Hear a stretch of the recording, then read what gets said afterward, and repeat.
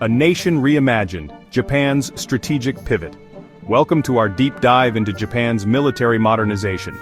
Over the past few years, Japan has significantly transformed its defense posture, moving away from its post-World War II pacifist stance to a more proactive defense strategy. Let's explore the key components driving this change. This isn't just about new hardware, it's a fundamental shift in how Japan sees its role in a rapidly evolving global landscape. We're witnessing a nation, constitutionally bound to peace for decades, now grappling with new realities and making choices that will define its security for generations to come.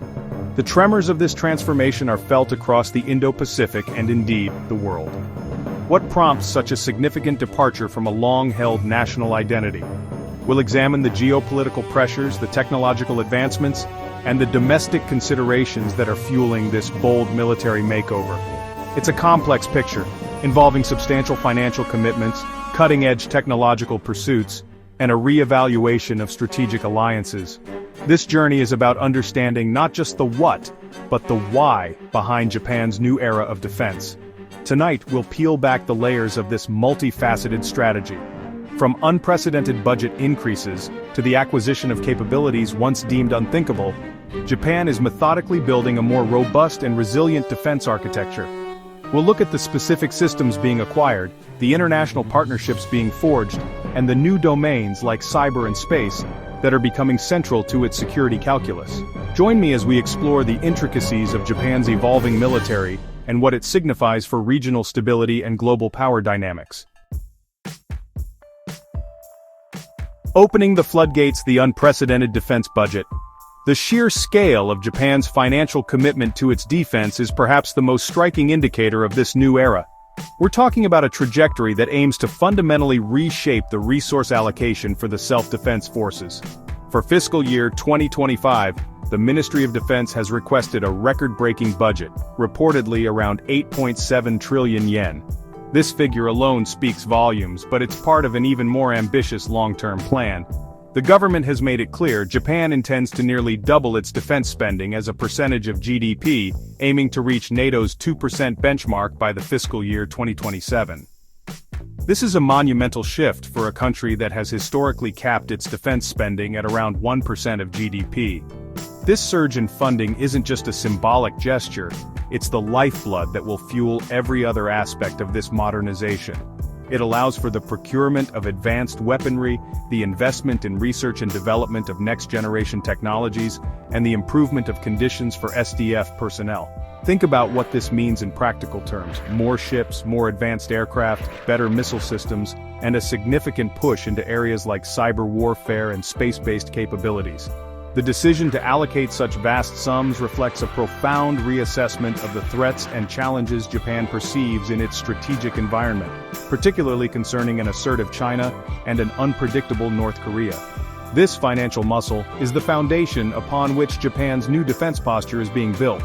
It's also crucial to understand the internal discussions and debates that accompany such a significant increase in spending. For decades, Japan's pacifist constitution and public sentiment have acted as powerful constraints on military expansion. To move towards this level of defense expenditure requires not only political will but also a shifting public consensus, or at least a growing acceptance that the security landscape has changed irrevocably. This financial commitment, therefore, is as much a statement about Japan's evolving national identity and its willingness to assume greater responsibility for its own security as it is about countering specific threats. The numbers are staggering, and they signal a clear departure from the past. A sharper spear acquiring Counterstrike capabilities. One of the most debated and significant aspects of Japan's defense overhaul is its decision to acquire what it terms Counterstrike capabilities. This represents a major departure from its exclusively defense-oriented posture. At the forefront of this new capability is the planned acquisition of up to 400 US-made Tomahawk cruise missiles. These are long-range, precision-guided munitions capable of striking targets hundreds of miles away. The introduction of Tomahawks into the JSDF arsenal provides Japan with a credible deterrent, the ability to neutralize threats before they can inflict significant damage on Japanese soil. This is a capability Japan has deliberately eschewed for decades, reflecting a profound shift in its defense doctrine. Beyond foreign acquisitions, Japan is also heavily investing in upgrading its indigenous missile technology. A key program here is the enhancement of its Type 12 surface-to-ship missiles.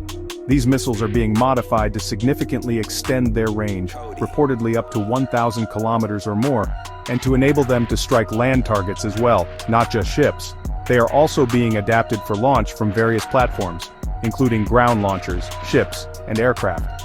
This multi-pronged approach, acquiring proven foreign systems while simultaneously developing domestic capabilities, underscores the seriousness with which Japan is pursuing this new strategic dimension.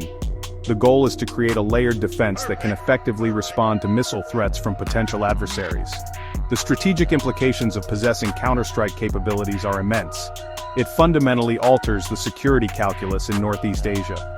For Japan, it's about deterrence through the credible threat of retaliation. It signals to potential aggressors that an attack on Japan could invite a response targeting the origin of that attack. This move has, understandably, generated considerable discussion both domestically and internationally. Supporters argue it's a necessary adaptation to a more dangerous world, while critics raise concerns about potential escalation and a departure from Japan's pacifist principles. Regardless of one's perspective, the acquisition of these capabilities marks a defining moment in Japan's post-war security history. Ruling the skies, the push for next-generation air power. Air superiority remains a cornerstone of modern military strategy, and Japan is making substantial investments to ensure its self-defense forces maintain a technological edge in the skies. A central piece of this ambition is the Global Combat Air Program, or GCAP. This is a landmark collaboration between Japan, the United Kingdom, and Italy to develop a sixth-generation stealth fighter jet slated to be operational by 2035. This project is not just about acquiring an aircraft, it's about Japan positioning itself at the forefront of aerospace technology, fostering domestic industry, and deepening defense partnerships with key European allies. The GCAP fighter is envisioned to feature advanced sensors, networked capabilities, and potentially directed energy weapons. While the GCAP project represents the long-term vision, Japan is also addressing its more immediate air defense needs. This includes the continued acquisition and potential expansion of its fleet of F-35 Lightning II stealth fighters, one of the most advanced combat aircraft currently in operation. Japan already operates the F-35A conventional takeoff and landing variant, and is acquiring the F-35B short takeoff and vertical landing (STOVL) version, which will significantly enhance its operational flexibility, particularly for its naval forces. These aircraft provide a crucial capability to penetrate contested airspace and engage sophisticated air defenses, ensuring Japan can protect its territory and project power if necessary. The emphasis on next-generation fighter development and the procurement of advanced existing platforms like the F-35 highlight Japan's understanding that control of the air domain is critical. In a region with complex geography and potential flashpoints, the ability to rapidly deploy air power, gather intelligence, and counter aerial threats is paramount. This focus also reflects a desire to reduce reliance on any single foreign supplier for its most critical defense technologies in the long run, fostering a more autonomous and resilient defense industrial base. The skies over the Indo-Pacific are becoming increasingly contested, and Japan is determined to be a leading player in this domain. As an island nation heavily reliant on maritime trade routes, Japan's naval strength is absolutely critical to its security and economic prosperity. We're seeing a significant push to enhance the capabilities of the Japan Maritime Self-Defense Force, or JMSDF. A key development is the plan to construct two new Aegis System-equipped vessels, or ASEVs. These are essentially large, highly capable warships equipped with the sophisticated Aegis combat system, including powerful radars and missile interceptors like the SM-3 and SM-6. These vessels will bolster Japan's ballistic missile defense capabilities, providing a mobile and resilient shield against aerial threats, and also possess significant anti-surface and anti-submarine warfare capabilities. Another major naval enhancement involves the conversion of its Izumo-class helicopter destroyers into de facto light aircraft carriers capable of operating fixed-wing aircraft. The JS Kaga, the second ship in this class, is undergoing modifications to accommodate the F-35B STOVL stealth fighters. This development is particularly noteworthy, as it will give Japan its first aircraft carriers since World War II. The ability to deploy F-35Bs from these ships will significantly extend Japan's maritime reach and air power projection capabilities, allowing it to operate more effectively in distant waters and support amphibious operations. This marks a substantial evolution in the JMSDF's operational concept. These naval enhancements are not occurring in a vacuum. They are a direct response to the evolving maritime security environment in the Indo-Pacific, including China's rapidly expanding naval power and increased assertiveness in the East and South China Seas. By investing in advanced surface combatants like the ASEVs and transforming its Izumo-class ships, Japan is signaling its intent to protect its maritime interests, contribute to regional stability, and maintain a favorable balance of power at sea. The JMSDF is being reshaped into a more potent and versatile force, capable of addressing a wider spectrum of threats across the maritime domain. The future of warfare is increasingly intertwined with unmanned systems, and Japan is actively integrating these technologies into its defense strategy. A significant initiative is the planned introduction of approximately 310 small attack drones by the fiscal year 2026. These systems, often referred to as loitering munitions or kamikaze drones, can provide a cost-effective means of surveillance, reconnaissance, and precision strike capabilities. Their deployment reflects a broader trend among modern militaries to leverage the versatility and expendability of unmanned aerial vehicles, or UAVs, for a variety of missions, reducing risk to human personnel, while enhancing operational effectiveness, particularly in complex or contested environments. Beyond the skies, Japan is also turning its attention to the underwater domain, investing in the development of advanced unmanned underwater vehicles, or UUVs. These autonomous or remotely operated submarines can perform a range of tasks, including intelligence gathering, surveillance, mine countermeasures, and potentially anti-submarine warfare. Given Japan's extensive coastline and the strategic importance of its surrounding seas, UUVs offer a persistent and often covert means of monitoring subsurface activities and protecting critical maritime infrastructure. The development of indigenous UUV technology is a priority, aiming to enhance Japan's ability to achieve underwater superiority and counter potential threats lurking beneath the waves. The growing emphasis on unmanned systems, both aerial and underwater, signifies a strategic adaptation to the changing character of conflict. These technologies offer new ways to project power, gather intelligence, and manage risks. They can act as force multipliers, augmenting the capabilities of traditional manned platforms and providing commanders with a wider array of options. For Japan, investing in drones and UUVs is not just about acquiring new gadgets. It's about building a more technologically advanced, agile, and resilient defense force capable of operating effectively across multiple domains in the 21st century. This push into autonomy is a clear indicator of Japan's forward-looking defense planning. In today's interconnected world, the digital domain is as critical a battlefield as land, sea, or air, and Japan is acutely aware of this reality.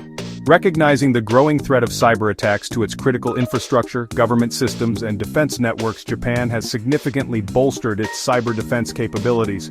A key move in this direction was the establishment and ongoing strengthening of the Self-Defense Forces Cyber Defense Command.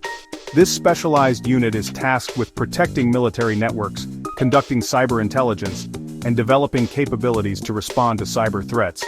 The investment in skilled personnel and advanced cyber tools is a crucial component of Japan's overall security posture in an age where digital vulnerabilities can be exploited with devastating effect.